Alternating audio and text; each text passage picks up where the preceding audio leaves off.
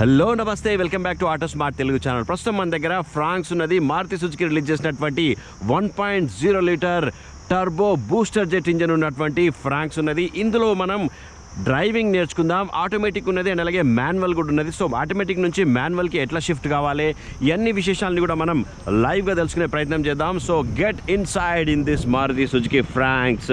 Key చూస్తున్నారు మీరు. So automatic door opening ఉన్నది, కీ కూడా ఉన్నది. అండ్ లోపలికి వచ్చిన తర్వాత let's get in to drive.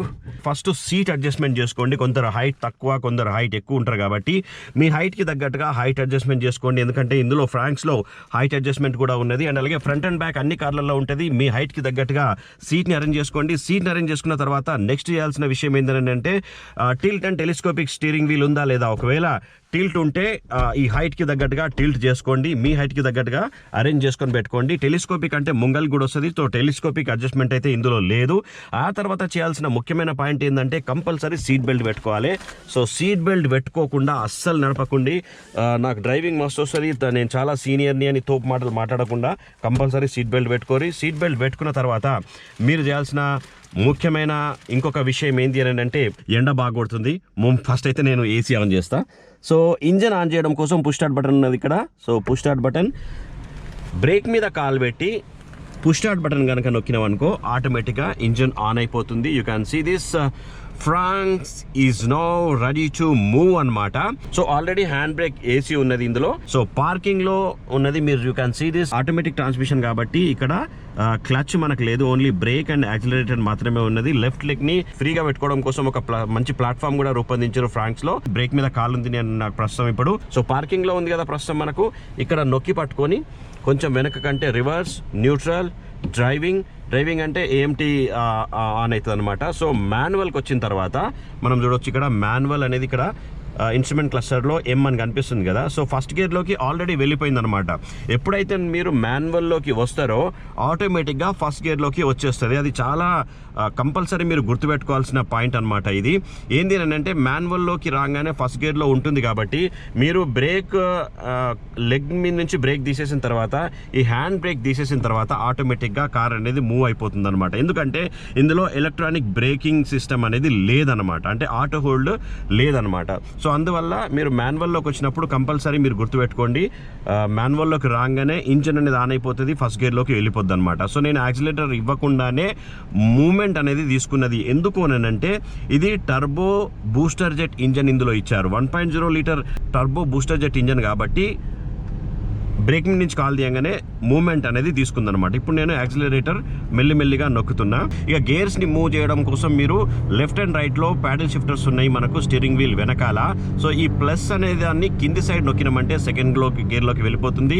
ఇంకొంచెం దూరం వెళ్ళిన తర్వాత మళ్ళొకసారి ప్రెస్ చేసినా 3వ గేర్లోకి వెళ్ళిపోయింది. ఇంకొంచెం దూరం వెళ్ళిన తర్వాత మళ్ళొకసారి ప్రెస్ చేసినా 4th గేర్లోకి వెళ్ళిపోయింది. అండ్ ఇప్పుడు 5th గేర్లోకి వెళ్ళిపోయింది. మళ్ళీ నేను బ్రేక్ కొట్టంగానే స్పీడ్ బ్రేకర్ వచ్చింది మనకు. బ్రేక్ కొట్టంగానే ఆటోమేటిక్గా సెకండ్ గేర్లోకి వచ్చేసింది అనమాట. అంటే ఆటోమేటిక్గా ఇది గేర్ షిఫ్టింగ్ అనేది తీసుకుంటుంది కూడా. అంటే మాన్యువల్ అయినప్పటికీ కూడా ఇది మనం స్లో చేసినప్పుడు 5th గేర్లో నుంచి ఆటోమేటిక్గా సెకండ్ గేర్లోకి వచ్చేసింది అనమాట. ఫస్ట్ గేర్లోకి మాత్రం రాదు. ఫస్ట్ గేర్లోకి ఎప్పుడు వస్తుంది, కంప్లీట్గా బ్రేక్ కొట్టేసి వెహికల్ని ఆపినప్పుడు మాత్రమే ఫస్ట్ గేర్లోకి వస్తుంది. ప్రస్తుతం మనం మాన్యువల్ గేర్ షిఫ్ట్ సిస్టంలో సెకండ్ గేర్లో ఉన్నాం మనం.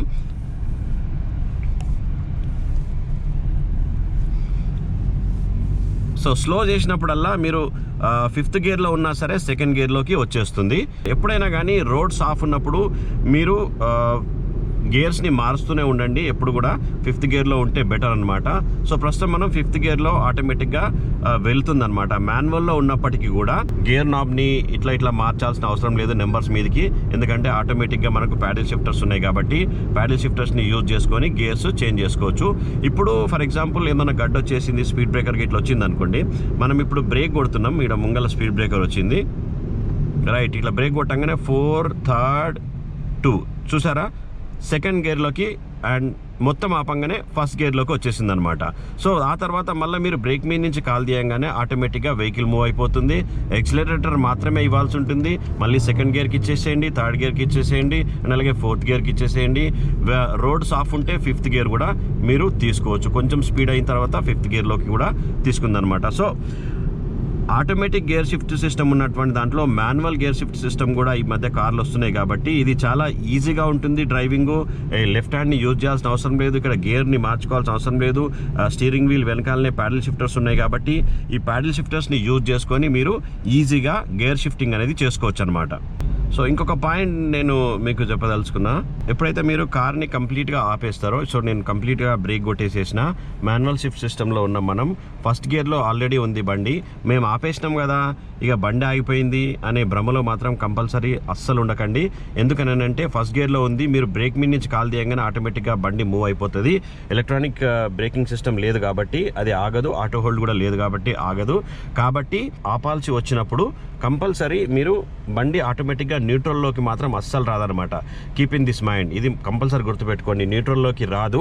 కంపల్సరీ మీరు ఆపిన తర్వాత మళ్ళీ గేర్ నాబ్ దగ్గరికి వెళ్ళి ఇట్లా న్యూట్రల్లోకి కంపల్సరీ వెళ్ళాల్సి వస్తుంది. ఇప్పుడు మీరు చూడొచ్చు ఇక్కడ స్క్రీన్లో ఎన్ అని పడింది కదా, సో ఇప్పుడు న్యూట్రల్లోకి వచ్చింది.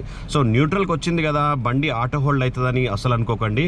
బ్రేక్ మీద నుంచి కాల్ తీస్తే కంపల్సరీ బండి మళ్ళీ మూవ్ అవుతుంది. మీరు చూడండి బండి మూవ్ అవుతుంది. సో ఎప్పుడు ఇది కంప్లీట్గా ఆగుతుంది అని అంటే మీరు మళ్ళొకసారి గేర్ నాబ్ దగ్గరికి వెళ్ళి పార్కింగ్లోకి వెళ్ళిపోవాలి కంప్లీట్గా. సో పార్కింగ్లోకి వెళ్తే మీరు చూడొచ్చు పి అని ఇన్స్ట్రుమెంట్ క్లస్టర్లో మనం చూడొచ్చు. పార్కింగ్లోకి వెళ్ళినప్పుడు మాత్రమే కంప్లీట్గా వెహికల్ అనేది ఆగిపోతుంది అనమాట. ఇప్పుడు నేను బ్రేక్ మీద నుంచి కాల్ తీసేసిన అండ్ అలాగే హ్యాండ్ బ్రేక్ కూడా నేను వేయలేదు, మీరు చూడండి హ్యాండ్ బ్రేక్ కూడా వేయలేదు, అయినా కానీ వెహికల్ అనేది స్టాప్ అయిపోయింది. అంటే ఇక్కడ ఎలక్ట్రానిక్ బ్రేకింగ్ సిస్టమ్ అనేది అప్లై అవుతుంది అనమాట. ఎప్పుడు పార్కింగ్లోకి వెళ్ళినప్పుడు మాత్రమే ఆటోమేటిక్గా ఎలక్ట్రానిక్ బ్రేకింగ్ సిస్టమ్ అనేది యాక్టివేట్ అయ్యి వెహికల్ని ఆపుతుందన్నమాట. సో ఎక్స్ట్రా సేఫ్టీ కోసం మీరు పార్కింగ్లో ఉన్నా కానీ హ్యాండ్ బ్రేక్ కూడా కంపల్సరీ పెట్టండి. సో ఇది మ్యాక్సిమం సేఫ్టీ అనమాట. ఒకవేళ న్యూట్రల్లోకి వచ్చినప్పుడు మీరు బండి ఆపాలి అనుకుంటే కంపల్సరీ హ్యాండ్ బ్రేక్ని యూజ్ చేసుకోండి. పార్కింగ్లో పెట్టనప్పుడు హ్యాండ్ బ్రేక్ని యూజ్ చేయండి న్యూట్రల్లో పెట్టినప్పుడు. సో పార్కింగ్లోకి వస్తే హ్యాండ్ బ్రేక్ని పెట్టాల్సిన అవసరం కూడా లేదు, పెడితే ఎక్స్ట్రా సేఫ్టీ అని మనం చెప్పుకోవచ్చు. సో మారుతి రిలీజ్ చేసినటువంటి ఈ ఫ్రాంక్స్ లో క్రూజ్ కంట్రోల్ సిస్టమ్ కూడా ఉన్నది. మనం చూడొచ్చు స్టీరింగ్ వీల్ పైన రైట్ సైడ్ లో క్రూజ్ కంట్రోల్ బటన్ ఉన్నది. సో ఈ క్రూజ్ కంట్రోల్ ని ఎట్లా యాక్టివేట్ చేయాలి, ఎట్లా డియాక్టివేట్ చేయాలనేది ఇప్పుడు మనం తెలుసుకునే ప్రయత్నం చేద్దాం. సో ఆల్రెడీ మనం మాన్యువల్లో ఉన్నాం. సో ఫస్ట్ గేర్లో ఉన్నది బండి, సో మూవ్ అవుతుంది, మూవ్ చేసినాం మనం. సో గేర్స్ మారుస్తున్నా నేను, third gear, fourth gear. So ఇప్పుడు మనం క్రూజ్ సెట్ చేసే ప్రయత్నం చేద్దాం. ఇది యాక్టివేట్ చేయాలి ఫస్ట్. సో 60లో నేను క్రూజ్ సెట్ చేసిన, సో సెట్ అయిపోయింది. సో యాక్టివేట్ అవుతుంది చూడండి మీరు, 60లో సెట్ అయిపోయింది. నేను యాక్సిలరేటర్ మీద కాల్ తీసేసిన, 60 అనేది సెట్ అయిపోయింది అనమాట. ఇప్పుడు 60 స్పీడ్లో నేను ఆల్రెడీ చూడండి మీరు కాల్ తీసేసిన స్టీరింగ్ యాక్సిలరేటర్ మీద నుంచి. సో అదే ఆరామ్సే అదే వెళ్ళిపోతుంది అనమాట. 60 స్పీడ్లో అది వెళ్తూనే ఉంటుంది. సో మనం ఏం యాక్సిలరేటర్ నొక్కాల్సిన అవసరం లేదు. హైవేలలో పోతున్నప్పుడు మాత్రమే ఇది చాలా యూజ్ అవుతుంది. అండ్ ఎమర్జెన్సీ కండిషన్స్లో మీరు కంపల్సరీ బ్రేక్ కొట్టాలి, బ్రేక్ మాత్రం అది అప్లై చేయదు. క్రూజ్ పెట్టినాం కదా బండి పోతుంది కదా అని చెప్పేసి సుకూన్గా ఉండకండి. సో 60 స్పీడ్లో ప్రస్తుతం మనం పోతున్నాం. అయితే ఈ క్రూజ్ అనేది డియాక్టివేట్ ఎట్లా అవుతుంది అని అంటే మనం ఆల్రెడీ ఇప్పుడు 60 స్పీడ్లో పోతున్నాం కదా. సో ఎప్పుడైతే మీరు బ్రేక్ అప్లై చేస్తారు కదా ఎమర్జెన్సీ కండిషన్స్లో, ఉన్న ముందల అడ్డం గిట్ల ఇట్లా వస్తే, స్పీడ్ బ్రేకర్ ఇట్లా వస్తే, సో బ్రేక్ అప్లై చేస్తున్నాను నేను. సో బ్రేక్ అప్లై చేయగానే ఆటోమేటిక్గా క్రూజ్ అనేది వెళ్ళిపోయింది అనమాట. సో ఇప్పుడు నార్మల్గా మళ్ళీ మనం యాక్సిలరేటర్ నొక్కితే బండి ముందరికి వెళ్ళిపోతుంది అనమాట. సో ఈ విధంగా మనము క్రూజింగ్ అనేది సెట్ చేసుకోవచ్చు. ఆ తర్వాత ఇందులో మనం ఆటోమేటిక్ ట్రాన్స్మిషన్ ఒకసారి నడిపించే ప్రయత్నం చేద్దాం. ఇప్పుడు మాన్యువల్లో అన్ని ఆపరేషన్ చూసినాం కదా.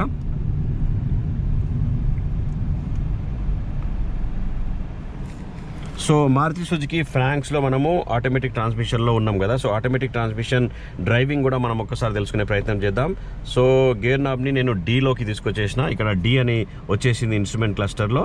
సో క్రూజ్ కంట్రోల్ కూడా ఆఫ్ చేసేద్దాం మనం. సో డ్రైవింగ్ మోడ్లోకి వచ్చేసినాం కదా. ఆల్రెడీ హ్యాండ్ బ్రేక్ తీసి ఉన్నది, నేను బ్రేక్ మీద కాల్ పెట్టిన.